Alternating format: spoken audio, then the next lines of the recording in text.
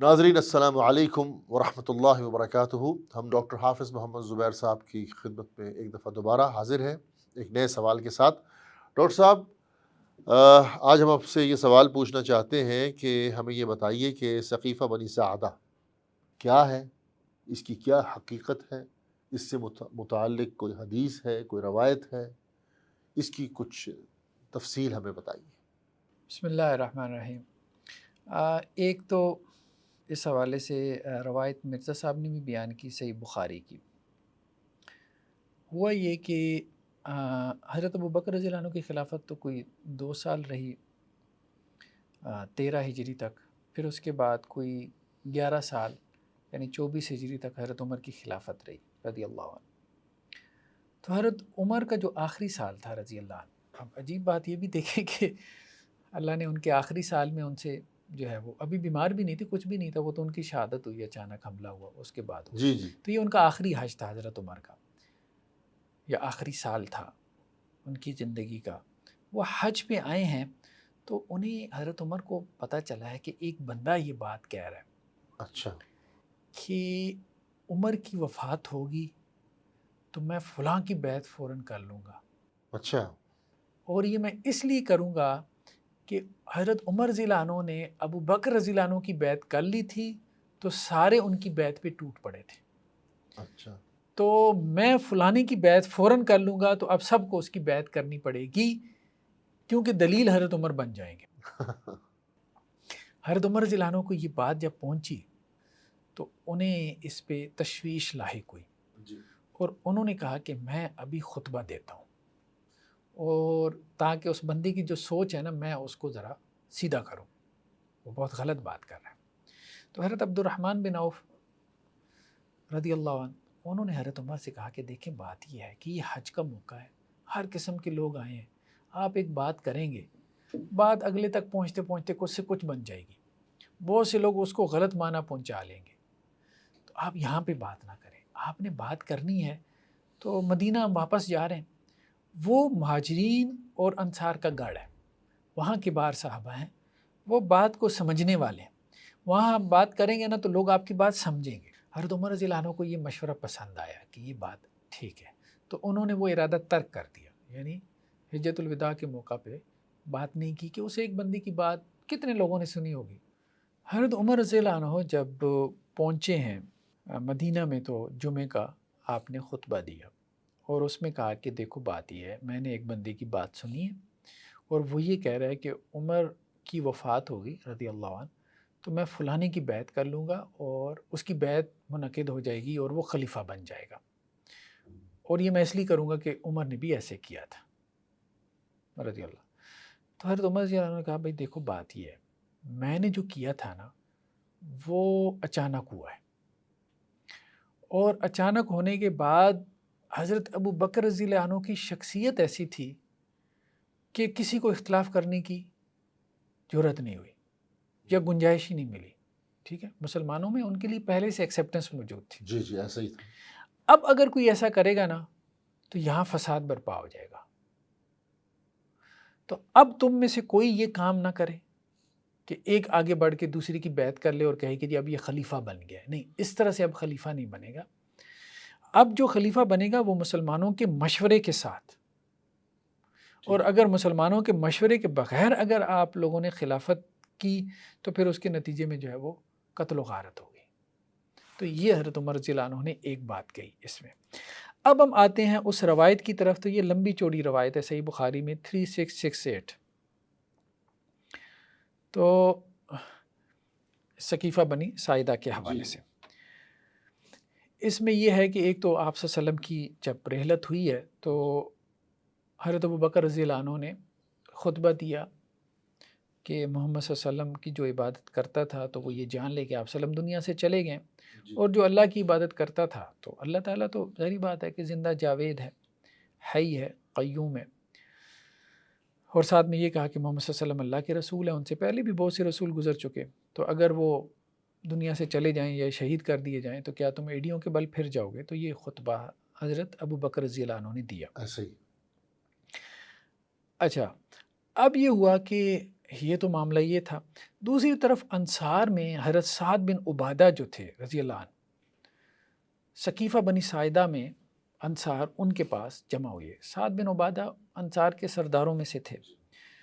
تو اب وہ جو انصار تھے وہ یہ کہنے لگے کہ ایک امیر ہم میں سے ہوگا اور ایک امیر مہاجرین میں سے ہوگا۔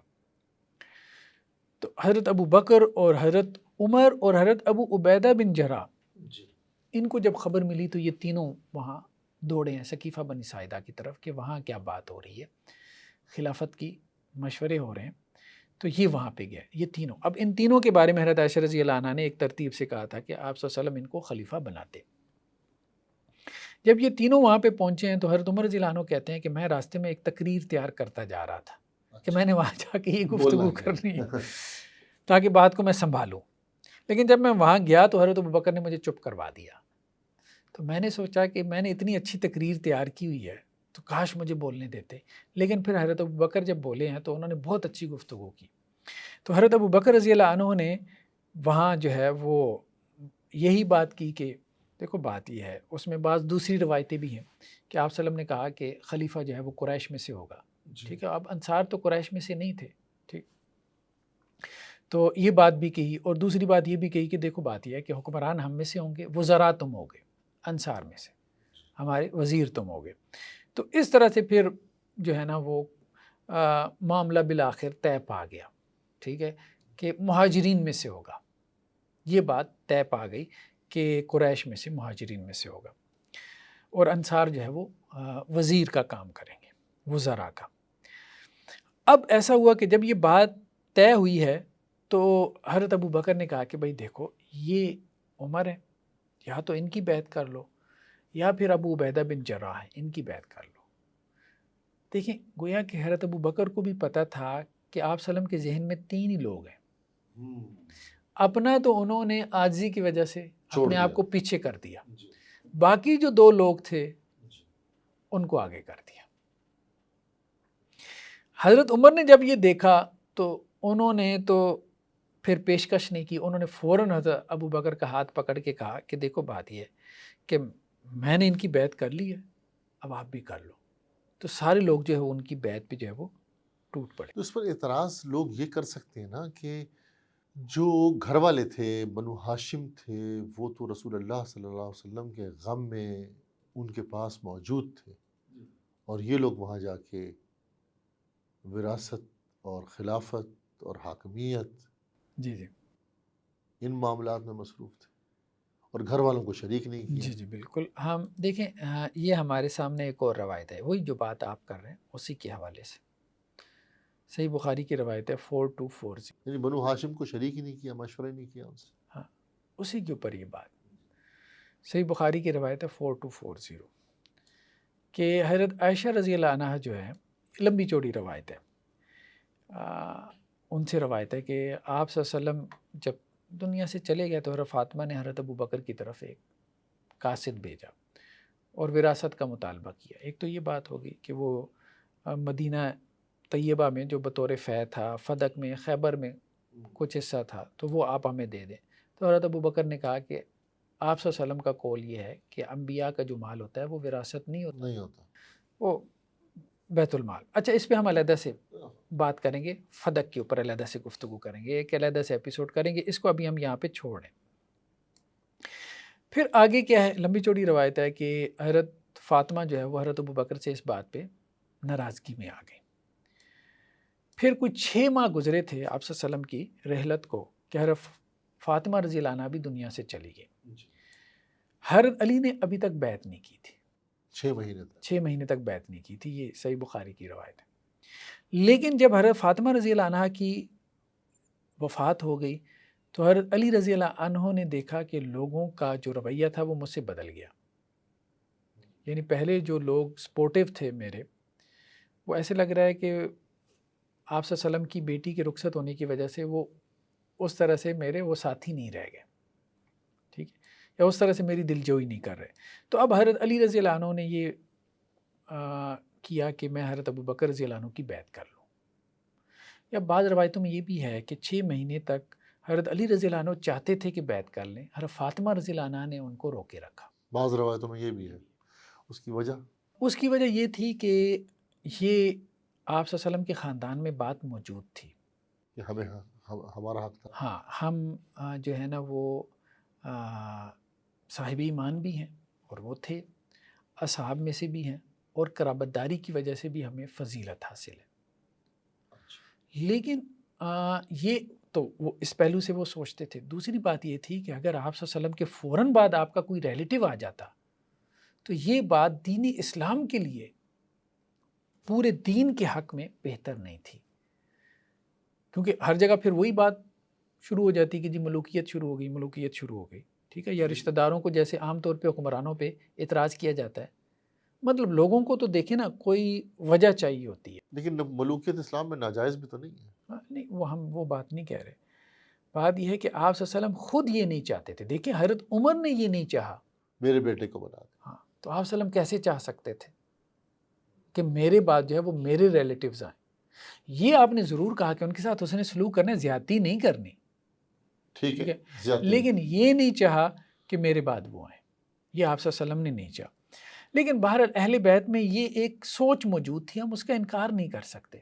خیال ان کا جس طرح ہوتا ہے. غالباً حضرت عباس نے بھی شاید اس کا ایک دفعہ ذکر کیا. اب ہوا یہ کہ ابھی ہم پوری روایت دیکھ لیں نا تو اس سے پوری سوچ ہمارے سامنے آ جائے گی. ہوا یہ کہ حضرت علی نے حضرت ابو بکر کو پیغام بھیجا کہ آپ ہمارے پاس تشریف لائیں اور آپ اکیلے آئیں، کوئی اور نہ آئے. مطلب حضرت عمر رضی اللہ عنہ ساتھ نہ آئے، کیونکہ علی رضی اللہ عنہ کو مزاج کا اندازہ تھا کہ ان کے مزاج میں ذرا سختی ہے. تو حضرت عمر رضی اللہ عنہ نے جب یہ بات سنی تو انہوں نے کہا نہیں، یہ تو ٹھیک نہیں ہے. انہوں نے حضرت ابو بکر سے کہا کہ آپ اکیلے نہیں جائیں گے، میں بھی ساتھ جاؤں گا. ٹھیک. خیر بہرحال اس کے بعد ہوا یہ ہے کہ حضرت ابو بکر رضی اللہ عنہ جو ہے وہ آئے ہیں، حضرت علی رضی اللہ عنہ کے ساتھ جو ہے وہ ملاقات ہوئی ہے. تو حضرت علی رضی اللہ عنہ نے پھر پہلے تقریر کی. تو حضرت علی رضی اللہ عنہ نے کہا کہ اے ابو بکر، آپ جو ہے نا وہ ہم میں سے بڑے ہیں، ٹھیک ہے، آپ ہمارے بزرگ ہیں، اور دوسرا یہ ہے کہ اللہ نے آپ کو ہم پہ فضیلت دی ہے، یہ بھی ہم مانتے ہیں. ٹھیک ہے، ہمیں اس کا اعتراف ہے، اور اللہ نے جو آپ کو خیر و برکت دی ہے ہم اس پہ حسد بھی نہیں کرتے اور نہ ہمیں شکوہ ہے. لیکن اصل مسئلہ یہ ہے کہ خلافت کے معاملے میں آپ نے ہم سے مشورہ نہیں کیا. یعنی حضرت علی رضی اللہ عنہ کا کہنا یہ نہیں تھا کہ ہم خلافت کے حقدار ہیں یا آپ نے ہم سے خلافت لے لی. حضرت علی رضی اللہ عنہ کا وہی بات جو آپ کہہ رہے تھے کہ ہم سے مشورہ لے لیا جاتا تو ہم اعتماد میں آ جاتے. اعتماد میں آ جاتے. ہم سے مشورہ لے لیا جاتا، باقی بننا آپ کو ہی چاہیے تھا. یعنی اللہ نے آپ کو جو فضیلت دی ہے اس سے انکار نہیں ہے، یا ہمیں آپ سے کوئی حسد بھی نہیں ہے، کوئی شکوہ بھی نہیں ہے. ٹھیک ہے، تو اور آپ ہی بڑے بزرگ ہیں ہمارے، ہم اس سے، لیکن یہ ہے کہ مشورہ لے لیتے تو وہ بات ٹھیک ہے، بات سمجھ میں بھی آتی ہے. تو ہو سکتا ہے کہ آپ گھر میں جو ہے وہ اپنی جوان اولاد سے مشورہ نہ لے والدین، اور جو کام وہ کرے وہی اولاد بھی اسی کو سمجھتی ہو کہ ٹھیک کام کیا والدین، لیکن اس کے دل میں یہ بات ہو کہ جی مجھ سے انہوں نے مشورہ کیوں نہیں لیا، مجھے شامل کر لیتے. ہاں شامل کر لیتے تو یہ اچھا. بعض اوقات ایسا ہوتا ہے کہ والدین جو فیصلہ کرتے ہیں وہ درست ہوتا ہے اور اولاد بھی وہی ہی کام کرنا چاہتی ہے، لیکن اولاد کی ایک خواہش ہوتی ہے ہمیں شامل تو کر لیتے. تو اس ناحیے سے اگر ہم دیکھیں، یہی بات حضرت علی نے اسی طرح سے یہ اعتراض نہیں تھا کہ مسلمانوں نے حضرت ابو بکر کو خلیفہ بنایا، ہمیں شامل کر لیتے اس کے اندر. جی، ایک طریقے سے شکوہ جیسے کہہ لیتے ہیں. اچھا، اور ساتھ میں یہ بھی بات کہی کہ دیکھیں بات یہ ہے کہ ہم لوگ رسول اللہ علیہ وسلم کی قرابت کی وجہ سے مشاورت کا حق تو رکھتے تھے نا، تو وہ جو ہے نا ہم سے مشورہ نہیں کیا گیا. حضرت ابو بکر نے جب یہ باتیں سنی تو رو پڑے. تو مطلب ایک طرح سے انہیں بھی احساس ہوا کہ مشورے میں شامل ہونا چاہیے تھا ان کو. تو حضرت ابو بکر رضی اللہ عنہ نے فرمایا بھائی قسم ہے اس ذات کی جس کے ہاتھ میں میری جان ہے، دیکھیں بات یہ ہے کہ رسول اللہ صلی اللہ علیہ وسلم کے جو رشتہ دار ہیں مجھے اپنے رشتہ داروں سے زیادہ عزیز ہیں. ٹھیک ہے، تو میں اس کا لحاظ کروں گا اور باقی جہاں تک معاملہ ہے اس کا کہ جی آپ صلی اللہ علیہ وسلم نے جو وراثت میں چھوڑا ہے، تو دیکھیں بات یہ ہے کہ وہ ایک اختلافی مسئلہ ہے کہ آپ صلی اللہ علیہ وسلم نے جو وراثت میں چھوڑا ہے اس میں ہمارا اور آپ لوگوں کا اختلاف ہے۔ باقی میں اپنے طور پہ کوئی آپ کی خیرخواہی کرنے میں کمی نہیں چھوڑوں گا، اور آپ صلی اللہ علیہ وسلم کے چھوڑے ہوئے مال میں جو طریقہ میں نے اختیار کیا وہ وہی ہے جو آپ صلی اللہ علیہ وسلم کا تھا، وہ طریقہ آگے آ رہا ہے، وہ فدق میں واضح ہوگا، بالکل واضح ہوگا انشاءاللہ۔ اس کے بعد حضرت علی رضی اللہ عنہ نے حضرت ابو بکر سے کہا کہ دیکھیں بات یہ ہے کہ میں آپ کی بیعت کرنے کے لیے آؤں گا، مطلب مسجد میں کروں گا نا سارے لوگوں کے سامنے۔ تو پھر ظہر کی نماز ہوئی مسجد کے اندر، حضرت ابو بکر نے نماز پڑھائی رضی اللہ عنہ۔ پھر اس کے بعد جو ہے نا وہ حضرت ابو بکر نے کھڑے ہو کے تقریر کی، حضرت علی کی شان اور ان کا مقام اور مرتبہ بیان کیا۔ پھر بیعت میں جو ہے حضرت علی رضی اللہ عنہ کو جو دیر ہوئی ہے تو حضرت ابو بکر نے ان کی طرف سے ایکسکیوز کیا کہ اصل میں حضرت علی رضی اللہ عنہ کو دیر اس لیے ہو گئی کہ ان کا یہ کہنا تھا کہ ہمیں مشاورت میں شامل کیا جاتا، تو اس لیے ان کی طرف سے دیر ہو گئی، کوئی ایسا ایشو نہیں تھا۔ پھر حضرت علی رضی اللہ عنہ کھڑے ہوئے اور انہوں نے تقریر کی، پھر انہوں نے حضرت ابو بکر کی شان کو بیان کیا اور جو کچھ حضرت ابو بکر نے کیا تھا، ٹھیک ہے، تو اس کو بیان کیا اور کہا کہ حضرت ابو بکر پہ جو ہے وہ حسد کرنا یہ ٹھیک نہیں ہے، اور جو ان کی فضیلت ہے حضرت ابو بکر کی اس سے انکار بھی ممکن نہیں ہے کیونکہ وہ فضیلت اللہ نے انہیں دی ہے۔ لیکن ہم اصل میں یہ چاہتے تھے، وہاں پہ بھی حضرت علی نے یہ بات کی کہ خلافت کے معاملے میں مشورے کی حد تک ہمیں شامل رکھا جاتا، ٹھیک ہے، اور اس سے پھر خود اعتمادی کا جو ہے وہ مظاہرہ ہوتا، تو وہ جب مشورہ نہیں کیا گیا تو ہمیں اس سے رنج پہنچا، تکلیف۔ جی ہاں۔ تو حضرت علی رضی اللہ عنہ کے اس بیان سے پھر تمام لوگ جو ہے وہ جو بھی مسلمان تھے سب خوش ہو گئے کہ چلیں صلح ہو گئی ہے، اور دونوں طرف سے اچھی باتیں حضرت ابو بکر نے بھی کی حضرت علی کی شان میں، حضرت علی نے بھی کی حضرت ابو بکر کے شان میں، اور ایک مسئلہ جو ہے وہ حل ہو گیا، ٹھیک ہے۔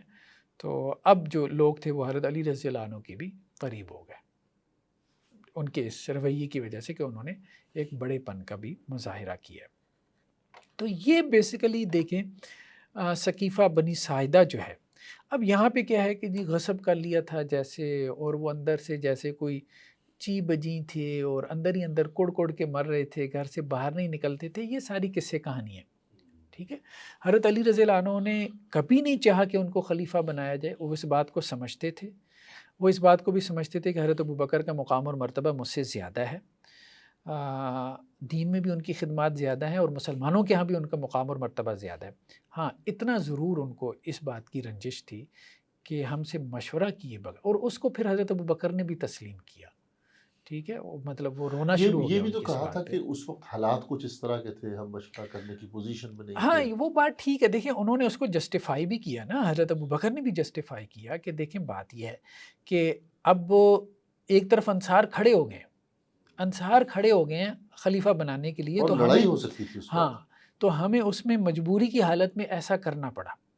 ایسا نہیں تھا کہ آپ وسلم کی میت پڑی ہوئی ہے اور ہمیں وہ کوئی اس کی جو ہے وہ سوج رہی ہے، لیکن یہ ہے کہ اب کچھ لوگوں کے ذہنوں میں یہ بات پیدا ہو گئی تھی، تو انہوں نے کہا کہ جی ایک خلیفہ ادھر سے بن جائے ایک ادھر سے بن جائے، تو یہ معاملہ تھا، تو اس میں ہمیں یہ بات کرنی پڑی۔ اور ویسے بھی آپ صلی اللہ علیہ وسلم کو دیکھیں نا کہ اس طرح کا معاملہ نہیں تھا کہ جی جیسے کوئی نماز جنازہ پڑھایا گیا ہو، بلکہ صحابہ آتے تھے اور 3 دن تک یہ معاملہ رہا، ایک ایک کر کے فردن فردن نماز۔ ہاں لوگ آتے تھے اور درود شریف پڑھتے تھے اور چلے جاتے تھے، کیونکہ حضرت عائشہ رضی اللہ عنہ کے حجرہ میں آپ صلی اللہ علیہ وسلم کی وفات ہوئی اور وہیں پہ اور وہ آپ، فردن فردن لوگ پڑھ کے ہاں چلے جاتے تھے وہیں پہ نماز آپ جنازہ۔ مدفون ہوئے۔ تو وہ جو 3 دن جو ہے نا، اب یہ معاملہ تو ثقیفہ بنی ساعدہ کا تو کتنی دیر میں ہوا ہوگا، 1-2 گھنٹے میں ہو گیا، تو وہ جو 3 دن تک آپ صلی اللہ علیہ وسلم کی جو آپ کو مدفون نہیں کیا گیا، دفن نہیں کیا گیا، اس کی وجہ یہ نہیں تھی۔ اس کی وجہ کیا تھی؟ اس کی وجہ یہ تھی کہ سب لوگ یہ چاہتے تھے کہ آپ صلی اللہ علیہ وسلم کے لیے جو ہے وہ درود پڑھیں، درود پڑھیں۔ ٹھیک ہے، اور آپ صلی اللہ علیہ وسلم کا ایک آخری دیدار کر لیں، تو اس میں لوگوں کو موقع دیا گیا، اور 3 دن تک جو ہے وہ آپ صلی اللہ علیہ وسلم کو جو ہے وہ اس طرح سے رکھا گیا، اور لوگ آتے تھے اور پڑھ کے چلے جاتے۔ تو ڈاکٹر صاحب کہنے کا مطلب جو آپ کی بات سے مجھے سمجھ آیا ہے کہ ہم سب انسان ہیں، صحابہ اکرام بھی انسان تھے، معصوم عن الخطا نہیں تھے. جس طرح انسانوں کے درمیان بعض اوقات کچھ رنجش، کچھ غلط فہمیاں آ جاتی ہیں اور کچھ دلی قربتیں کمزور پڑ جاتی ہیں، تو ایسا ہی کچھ ہوا تھا کہ سیدنا علی رضی اللہ تعالی عنہ یا دوسرے جو اہل بیت تھے وہ یہ چاہتے تھے کہ بھائی ہم سے پوچھ تو لیتے، ہم سے مشورہ تو کر لیتے، ہم نبی صلی اللہ علیہ وسلم کے قرابت دار تھے.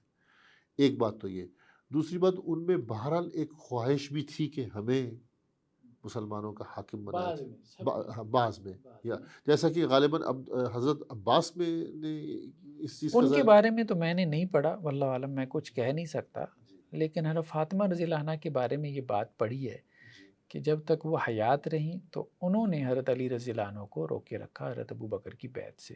تو اسی محسوس ہوتا ہے کہ ان کے ذہن میں یہ بات تھی کہ حضرت علی رضی اللہ عنہ کو خلیفہ بننا چاہیے، لیکن خود حضرت علی کے ذہن میں یہ نہیں تھا، حضرت علی کا نہیں تھا. بالکل یہ خواہش تو آ سکتی ہے. جی جی بالکل آ سکتی ہے. اور بعد میں بھی ہم نے دیکھا کہ حضرت علی کی اولاد جو آل فاطمہ، حضرت حسن کی اولاد، پھر اس کے بعد آل عباس، ان میں یہ خواہش تو پیدا ہوئی تھی نا کہ ہم، اور اس کے لیے انہوں نے لڑائیاں بھی اور کی اس ہیں. کے لیے انہوں نے لڑائیاں بھی کی ہیں.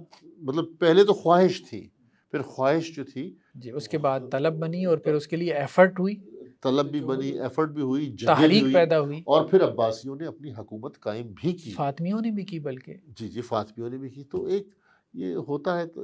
لیکن بہرحال کہنے کا مطلب یہ ہے کہ اس حضرت علی کی حد تک جو مسئلہ تھا وہ یہ تھا کہ جی آپ ہم سے مشورہ تو مشورہ لے دے. تو یہ میرا خیال ہے کہ نہ تو حضرت علی کی طرف سے کوئی ناجائز ان کی ایک کہہ لیں کہ خواہش تھی، اور نہ ہی حضرت ابو بکر کی طرف سے تھا کہ بھائی ہم نے ان کو شامل نہیں کرنا، یا شامل کرنا ہی نہیں، یا انہوں نے جان بوجھ کے ایسا کیا، حالات اس طرح کے ہو گئے، بن گیا اور اتفاقاً ایسا ہو گیا. جیسے حضرت عمر رضی اللہ عنہ بھی تعبیر اختیار کی کہ بھائی اتفاقاً ایسا ہو گیا.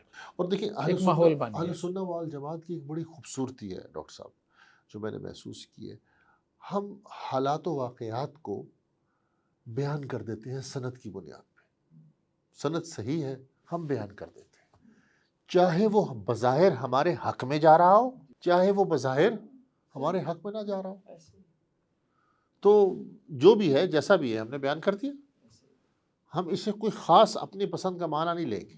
باقی دیکھیں بہت سی من گھڑت فیبریکیٹڈ ضعیف روایتیں، قصے، کہانیاں مشہور ہیں، ان کی کوئی حیثیت نہیں ہے.